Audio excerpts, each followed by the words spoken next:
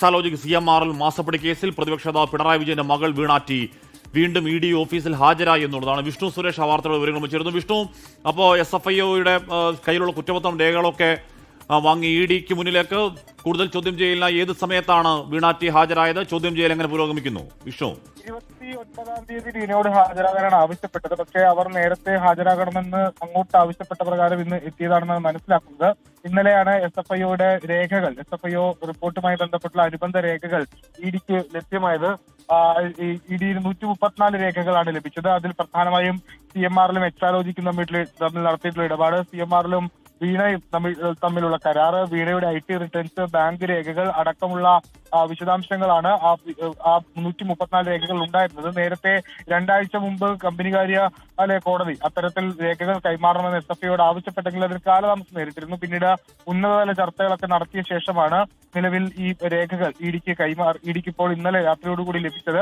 ആ രേഖകളുടെ കൂടി അടിസ്ഥാനത്തിലായിരിക്കും ഇന്നിപ്പോൾ ചോദ്യം ചെയ്യാനുള്ള നടപടിയിലേക്ക് എൻഫോഴ്സ്മെന്റ് ഡയറക്ടറേറ്റ് കടക്കുന്നത്. വളരെ അപ്രതീക്ഷിതമായ ഒരു വരവായിരുന്നു. നേരത്തെ നമ്മൾ പ്രതീക്ഷിച്ചിരുന്നത് 29-ാം തീയതി അവർ എത്തുമെന്നാണ്. പക്ഷേ അവർ നേരത്തെ എത്തുന്ന കാര്യം അവർ അങ്ങോട്ട് ആവശ്യപ്പെട്ടതാണെന്ന കാര്യത്തിലൊരു വ്യക്തത വരേണ്ടതുണ്ട്. എന്തായാലും നിലവിൽ വീണ ടി വീണ്ടും ചോദ്യം ചെയ്യാൻ ഹാജരായിട്ടുണ്ട്. 17-ാം തീയതിയാണ് ഇതിനു മുമ്പ് വീണ ചോദ്യം ചെയ്യലിന് വേണ്ടി എത്തിയത്. അന്ന് 9 മണിക്കൂർ ചോദ്യം ചെയ്തിരുന്നു.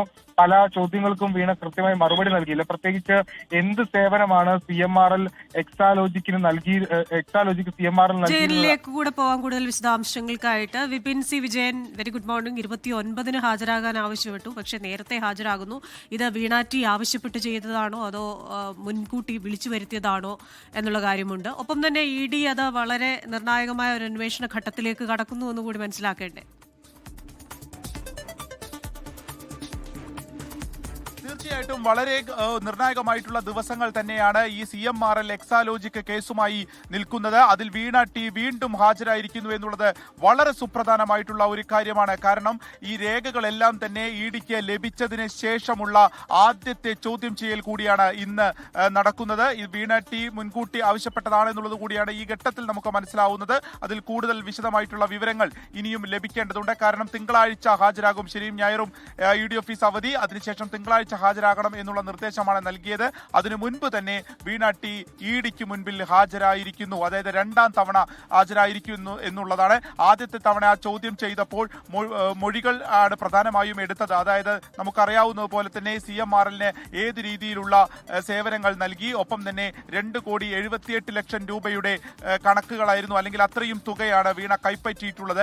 ഈ തുകയ്ക്കുള്ള സേവനങ്ങൾ, ഈ തുക എവിടെ ചിലവഴിച്ചു എന്നുള്ളതാണ്. അത് പ്രൊസീഡിംഗ് ഓഫ് ക്രൈം എന്നുള്ളതിലേക്കാണ് ED കണക്കാക്കുന്നത്. അങ്ങനെയാണെങ്കിൽ സ്വത്തുക്കൾ കണ്ടുകെട്ടുന്ന ഉൾപ്പെടെയുള്ള നടപടികളിലേക്ക് കടക്കേണ്ടതുണ്ട്. ഈ വീണയുടെ ചോദ്യം ചെയ്യലിന് ശേഷം അവരുടെ ബാങ്ക് ലോക്കറിലുള്ള പരിശോധന നമ്മൾ കണ്ടതാണ്. അതിനുശേഷം അതിൽ പ്രധാനമായിട്ടുള്ള വിവരങ്ങൾ എടുത്തിരിക്കുന്നു, അല്ലെങ്കിൽ അതിന്റെ ആസ്തി വിവര കണക്കുകൾ ED ശേഖരിച്ചിരിക്കുന്നു എന്ന് വേണം മനസ്സിലാക്കാൻ. ഇപ്പോൾ ഇതാ 2ാമതും വീണ ടി ഹാജരായിരിക്കുകയാണ്. 134 രേഖകൾ ഇപ്പോൾ EDക്ക് മുൻവശമുണ്ട്.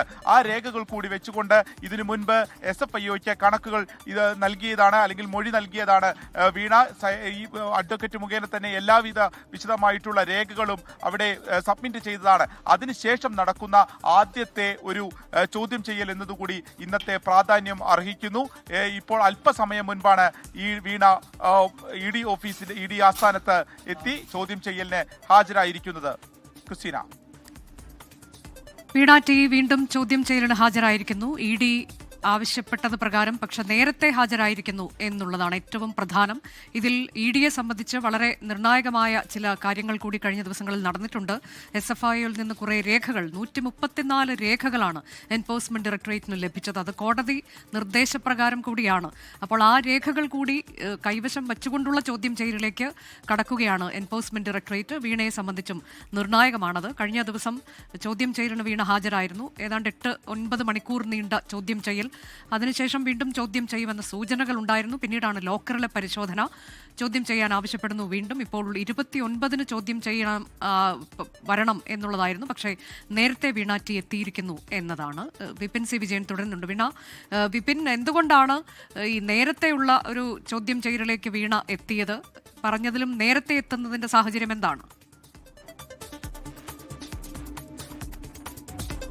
അതെ, അതെ, പറഞ്ഞതിലും 2 ദിവസം നേരത്തെ തന്നെ വീണ വന്നിരിക്കുന്നു. അന്ന് വീണ ആവശ്യപ്പെട്ടത് പ്രകാരം നേരത്തെ തന്നെ താൻ ഹാജരാകാൻ തയ്യാറാണ് എന്നുള്ളത് ED അറിയിക്കുകയും ED അതിന് അനുമതി നൽകി എന്നുള്ളതുമാണ് ഈ ഘട്ടത്തിൽ നമുക്ക് മനസ്സിലാവുന്നത്.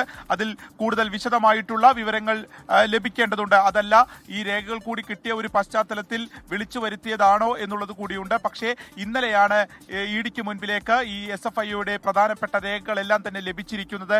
അതുകൊണ്ട് ഇന്ന് അത് വിശദമായിട്ടുള്ള ഒരു പരിശോധന ആ രേഖകൾ വെച്ചുകൊണ്ടുണ്ടാകും. അതിനുശേഷം ചോദ്യം ചെയ്യൽ എന്നുള്ളതായിരുന്നു.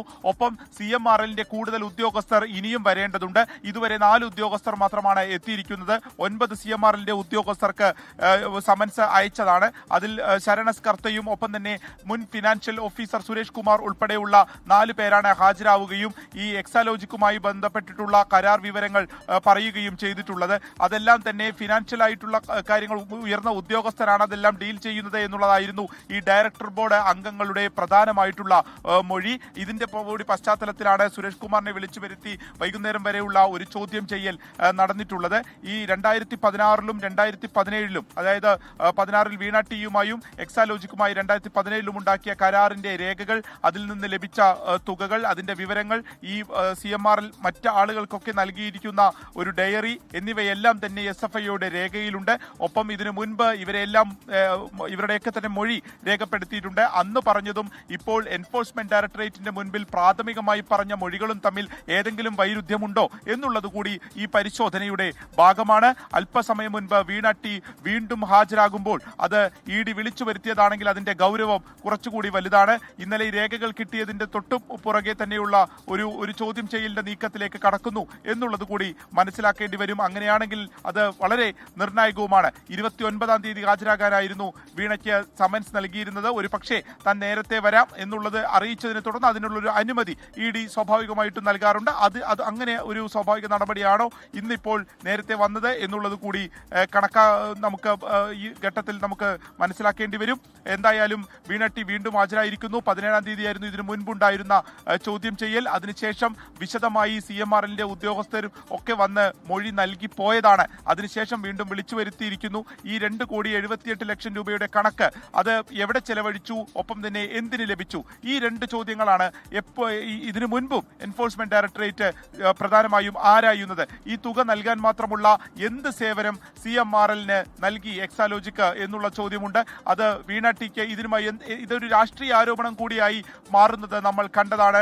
ഷോൺ ജോർജും ഒപ്പം തന്നെ മാത്യു കുഴൽനാടനും ഉൾപ്പെടെയുള്ളവർ ഈ CMRLന് ഈ പണം നൽകിയതിന്റെ ഉപകാരം നൽകിയത് അന്നത്തെ മുഖ്യമന്ത്രിയായിരുന്ന പിണറായി വിജയനാണ് എന്നുള്ള വളരെ ഗൗരവമുള്ള ആരോപണങ്ങൾ ഷോൺ ജോർജ് ഉൾപ്പെടെയുള്ളവർ ഉയർത്തിക്കൊണ്ടുവന്നതാണ്.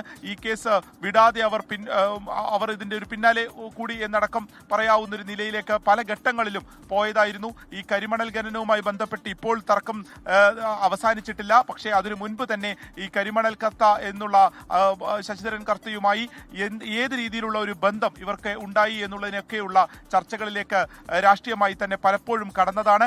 ഇപ്പോഴത്തെ എൻഫോഴ്സ്മെന്റ് ഡയറക്ടറേറ്റ് നിയമപരമായി തന്നെ വീണ്ടും ആ കേസിൽ പിടിമുറുക്കുന്നു, വളരെ ഗൗരവമായി തന്നെ പിടിമുറുക്കുന്നു എന്നുള്ളത് വേണം മനസ്സിലാക്കാൻ. 29-ന് പകരം ഇന്ന് തന്നെ വീണ ടി ഹാജരായിരിക്കുന്നു. പ്രതിപക്ഷ നേതാവ് പിണറായി വിജയന്റെ മകൾ വീണ ടി ഇന്നിപ്പോൾ ഹാജരാകുമ്പോൾ എന്താണ് അടുത്ത നീക്കം, അല്ലെങ്കിൽ എന്തൊക്കെ ചോദ്യങ്ങൾക്ക് ഇപ്പോഴും സംശയ നിഴലിൽ തന്നെ നിൽക്കുന്നു വീണ എന്നുള്ളത് കൂടിയായിരിക്കും EDയുടെ ഭാഗത്തുനിന്നുണ്ടാവുക. ഇതിനു മുൻപ് ഒരു വാർത്താക്കുറിപ്പ് മാത്രമാണ് EDയുടെ ഭാഗത്തുനിന്ന് വന്നിട്ടുള്ളത്. അതിനുശേഷം പിന്നെ ഈ എക്സാലോജിക്ക് CMRLുമായി ബന്ധപ്പെട്ട് വേറെ മറ്റ് ഒരു വാർത്താക്കുറിപ്പുകളൊന്നും തന്നെ ഇറങ്ങിയിരുന്നില്ല. അന്ന് അതിന്റെ അവസാനം പറഞ്ഞിരുന്നത് ഇതൊരു കൈക്കൂലി പണം ആണ് എന്നുള്ളതാണ്. CMRLിൽ നിന്ന് ഈ എക്സാലോജിക്ക് ഉൾപ്പെടെയുള്ളവർ വാങ്ങിയിരിക്കുന്നത് ഒരു കൈക്കൂലി പണം എന്നുള്ളതാണ്. അതിൽ മറ്റ് രാഷ്ട്രീയ നേതാക്കൾ കൂടിയുണ്ട്. അവരിലേക്കൊക്കെ തന്നെ അന്വേഷണം നീളും. പക്ഷേ ഇപ്പോൾ ശ്രദ്ധ കേന്ദ്രീകരിച്ചിരിക്കുന്നത് ഈ കേസിൽ മാത്രമെന്നുള്ളതാണ് നമുക്ക് മനസ്സിലാക്കാൻ കഴിയുന്നത്. ഈ SFIയുടെ രേഖയിൽ നേരത്തെ പറഞ്ഞതുപോലെ തന്നെ CMRLന്റെ ഒരു ഡയറി ഉണ്ട്. ആ ഡയറിയിൽ മറ്റെല്ലാ വിവരങ്ങളും കൃത്യമായി തന്നെ രേഖപ്പെടുത്തി എന്നുള്ളതും മനസ്സിലാക്കുന്നു. അങ്ങനെയാണെങ്കിൽ ഇനി തുടർ നടപടികളിലേക്ക് അല്ലെങ്കിൽ കൂടുതൽ വ്യാപ്തിയിലേക്ക് ഇതുമായി ബന്ധപ്പെട്ട ED എൻഫോഴ്സ്മെന്റ് ഡയറക്ടറേറ്റ് കടക്കുമെന്നുള്ളത് നിസ്സംശയം നമുക്ക് പറയാൻ സാധിക്കും. ദ്രുതഗതിയിലുള്ള ഈ എക്സാലോജിക്കുമായി ബന്ധപ്പെട്ടിട്ടുള്ള കരാറിൽ അതിന്റെ സംശയങ്ങളിൽ ഒക്കെ തന്നെ തുടർ നടപടികൾ വളരെ ദ്രുതഗതിയിൽ തന്നെ നടത്തുന്നു. അതിന്റെ ഭാഗമായി വീണ ടിയെ ഇന്ന് വീണ്ടും ചോദ്യം ചെയ്യുന്നതിന് വേണ്ടി വിളിപ്പിച്ചിരിക്കുകയാണ് അനുജ.